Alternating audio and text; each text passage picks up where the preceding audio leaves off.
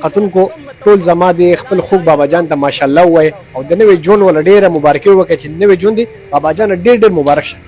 ماشاءالله کتونکو زمونږ دغه لږ اواز نه پس 8 لکه او 100 روپۍ امداد زما د خپل خوږ بابا جان سره شو. 8,01,000 روپۍ امداد وشو او د دې نه بعد ورته نور هم ډېرې پیسې را روانې دي ان شاء الله چې موږ ژوندي یو که نه.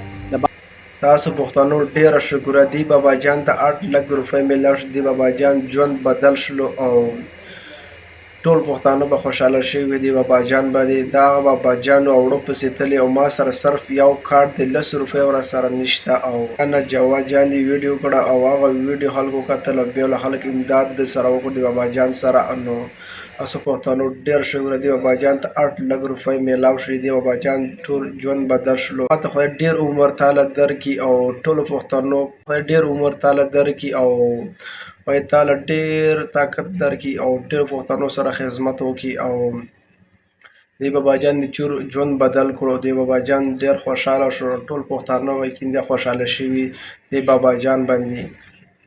د ویډیو کتلو ډېره مهرباني. والسلام.